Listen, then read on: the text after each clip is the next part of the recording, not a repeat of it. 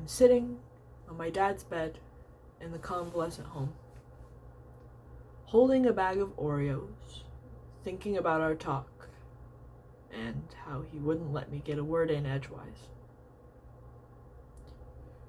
Get her to sign all the stock certificates. Your mother is a joint owner. God forbid she gets worse. I won't be able to sell or trade.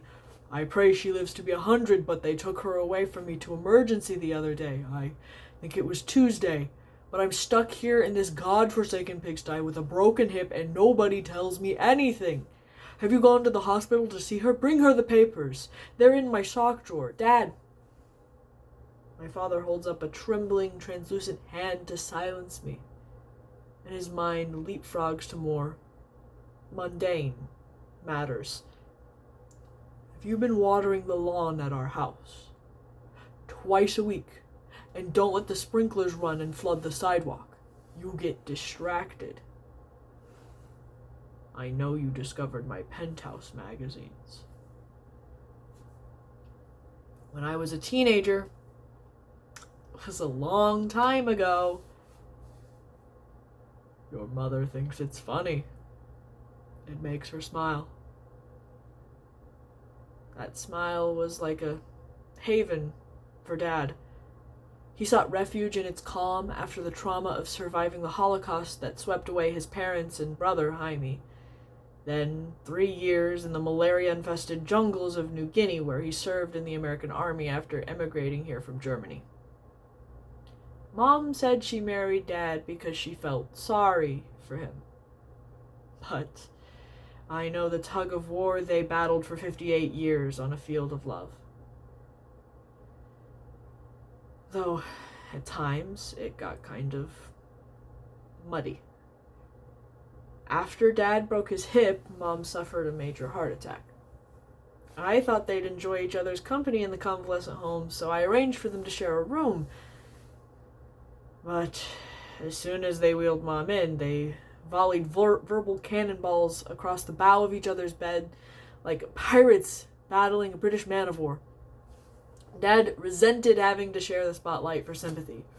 Why does your mother always have to compete for attention? But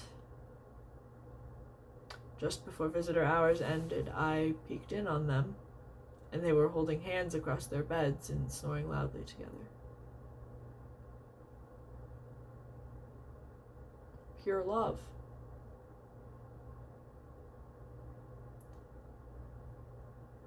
Yet, at this moment, I hated my mother.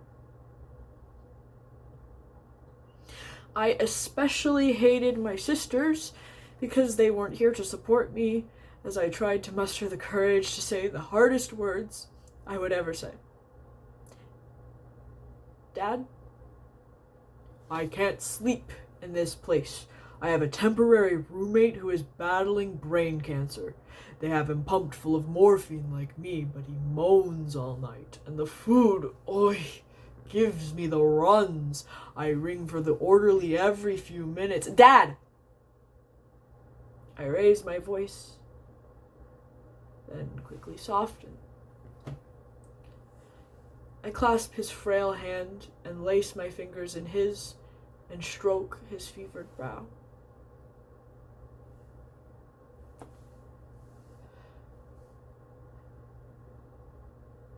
She died.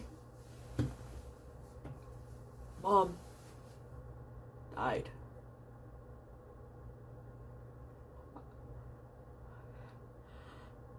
I'm so sorry.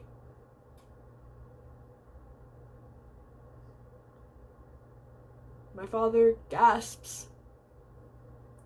I peer into his roomy eyes, and it was like I had cast a stone upon the waters.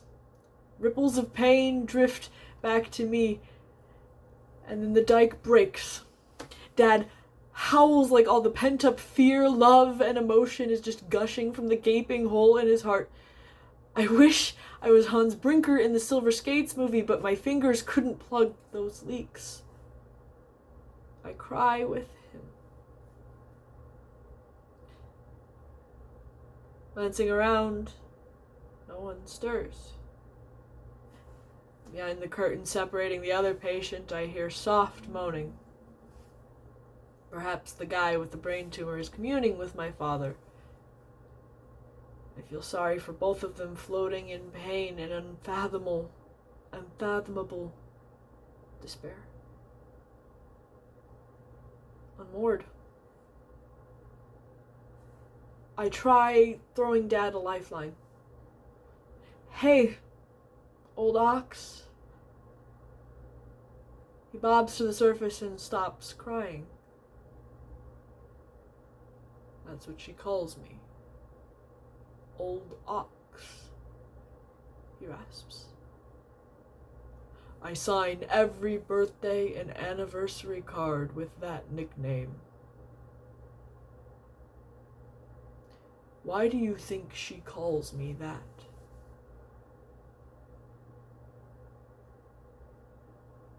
"'Cause she thought you were full of bull?" I joke. I desperately want my father to laugh. Then I'd know he'd be okay. Instead, he just sniffles and issues a command. Go buy some brownies.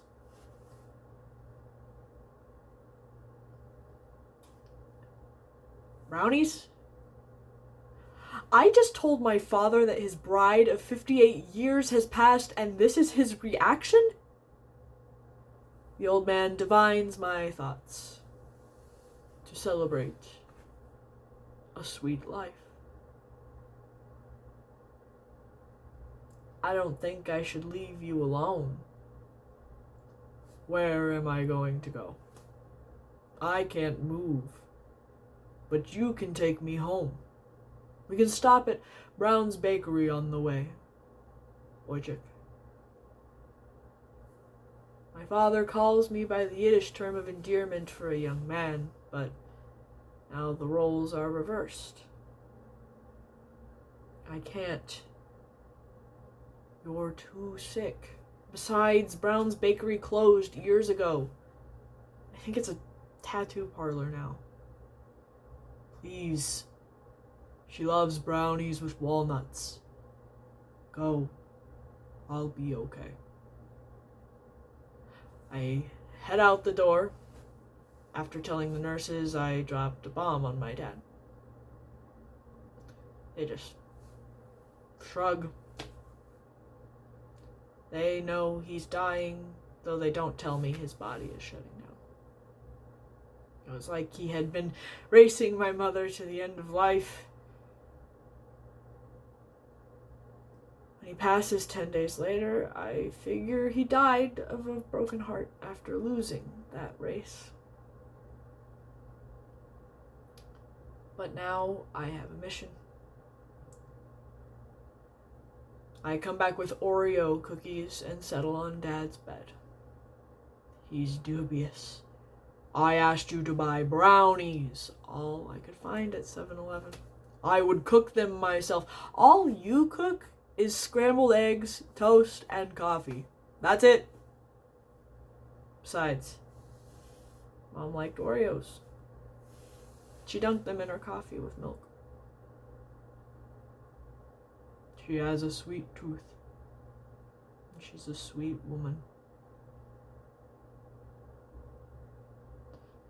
Do you think I made her happy? I wish I had every day. She put up with you for almost 6 decades.